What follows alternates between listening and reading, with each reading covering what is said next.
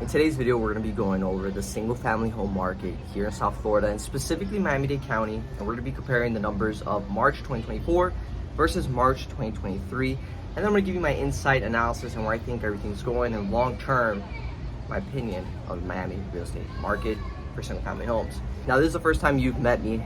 My name is Brian Garita. I'm a real estate broker here based out of Miami. And basically, I'm tracking all these developments and things that are happening. If you've seen my shorts or follow me on Instagram or TikTok, I basically do a deep dive in all these different developments that are happening all across Miami-Dade County and some in Broward and other parts of Florida as well.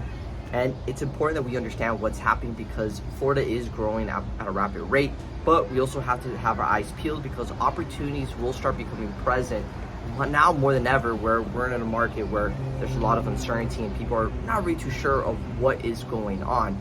But in this video, I want to give you guys some clarity, some information that you can use in the back of your head and pull it out when you need to. Now, when we compare March 2024 versus March 2023, closed sales are down 4.8%, cash sales went up 1.8%, the median sales price shot up to 14%, making the price of a single family home, the median sales price, $650,000, dollar volume shot up to 13.8%, active inventory shot up 14.2%, current inventory shot up 22.9%, making the months of supply 4.3 months. Now, you may be thinking that, hey, those numbers are interesting. Current inventory is shooting up, and all these things are happening. Maybe the single family home market is starting to correct, and the market's going back to what it used to be before the pandemic. Although I will say this, the single family home market is still very competitive. Anything that's below 6 months is still considered a seller's market. If you're a single family homeowner here in Miami-Dade County, there's people who are looking to buy your home if it's priced correctly. And it's important to price it correctly because this is not the same environment that it was 3-4 years ago where you could put crazy number and somebody was gonna buy it. Buyers are more sensitive, they're more conscious of what's happening, and they're waiting to see when the right deal is gonna come. So if you're looking to sell and you think you need to sell, make sure that you price it competitively and aggressively so you can get it sold quickly and you can use that money for whatever you need to use it for. But that's my little rant. Now, current inventory is shooting up, and there's a couple of reasons why. One of them is because interest rates are up and people are very price sensitive at the moment. Inventory is coming up slowly and surely for single family homes, but interest rates are very high, and for most people the numbers really don't pencil out, and thus they're just either renting or waiting on the sidelines to see what they're gonna do. And that's why we're starting to see inventory slowly building back up again.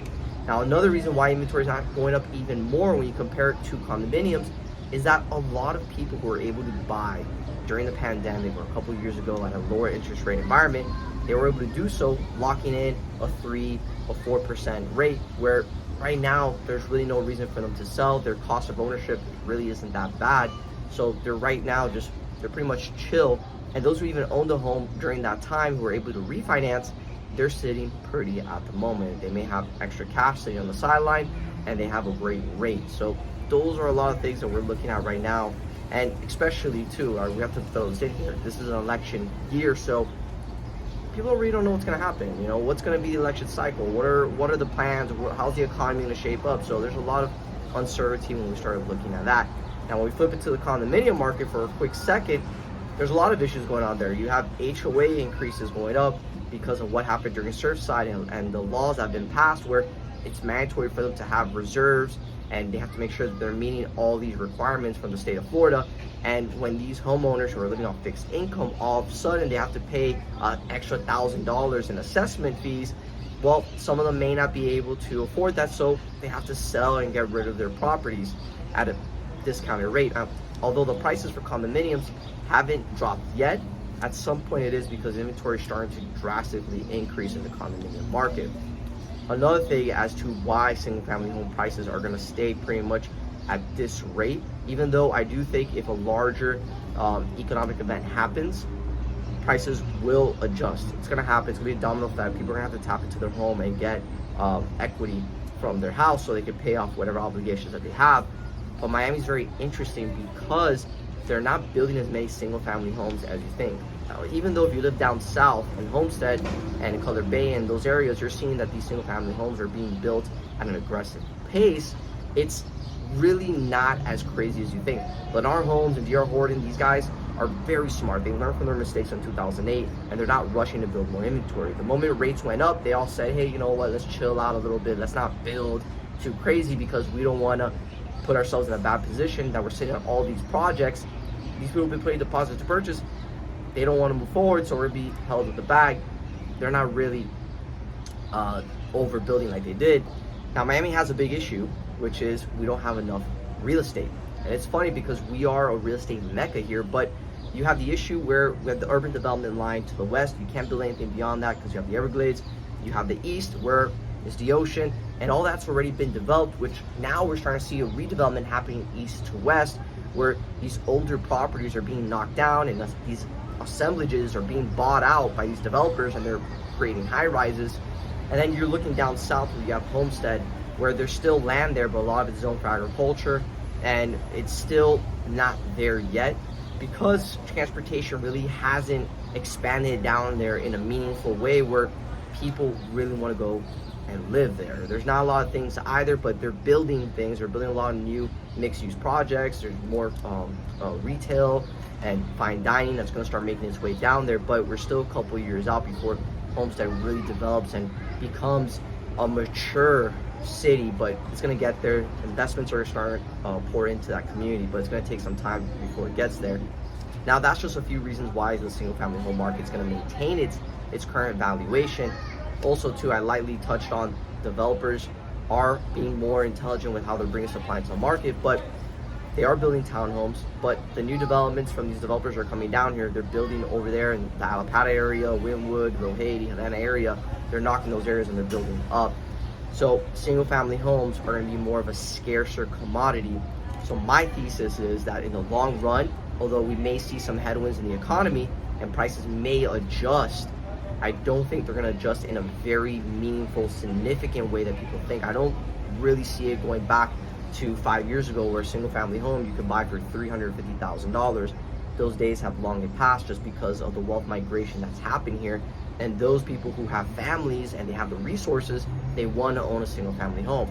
Think about it. If you lived in New York all your life and yeah, you had a high-paying job and you're trapped in these apartments, you come here to South Florida, where you start comparing what a condominium over there costs in Manhattan to real estate here in Miami-Dade County, it just makes more sense for you to buy a single-family home. Why wouldn't you do that? And you're improving the quality of life for your family. So those are just some of my thoughts and where I see the market going. And one more thing I want to add in there is the financing. Now, when you compare condominiums, banks are very strict with the underwriting process. They require more down payment. They require a lot more contingencies on the property in order for them to approve a lower down payment. For single family homes, you have the VA, FHA, you have conventional, which you could use a lower down payment. So the financing portion of purchasing a single family home is a lot more competitive and flexible. So young families that are looking to buy as well, they rather put 10% down, 5% down, than put 20, 30% down on a condominium that's only 1,000 square feet. If you want to just compare it and think about it like that. So long term, I'm very bullish on the single family home market here in Miami. I think there's a lot of interesting things that are at play at the current moment. And I think that it's going to be a very attractive asset class for the years to come. Just because of the land issue that we have long term, I think Miami single family home market is going to hold up pretty strong short term. I do think we're going to see volatility, but Miami's always been like that. It'll have boom and bust cycles, but every time it booms and then it busts, it doesn't bust as low as it was before. So it goes through those ebbs and flows.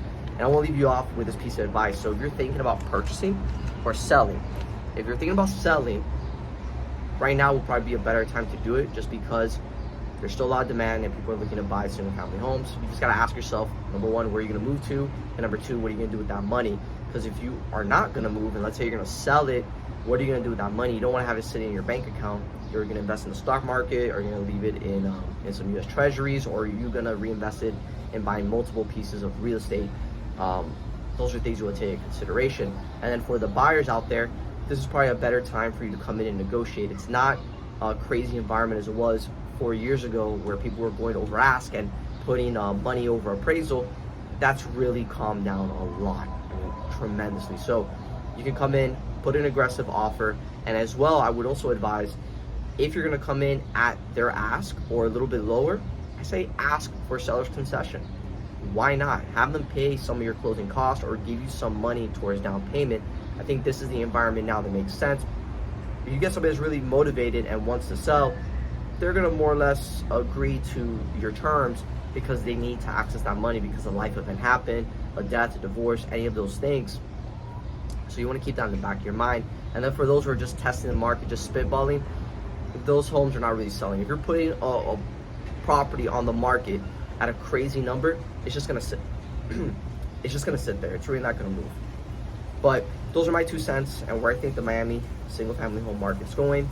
Long term, I'm very bullish. Short term, there's gonna be some volatility. We have to check out and see how the economy plays out. Unemployment rate is still very low. Will it maintain the current level that we're at? Right now, that's a wait and see. But if you found value from this video, let me know in the comments down below. And let me know what you think the future Miami real estate market is going. Where do you see things? What's happening in your neck of the woods? I'd love to know. And what are you waiting for? Give me a follow and share this video if somebody that you know needs to hear these words. Have a good one.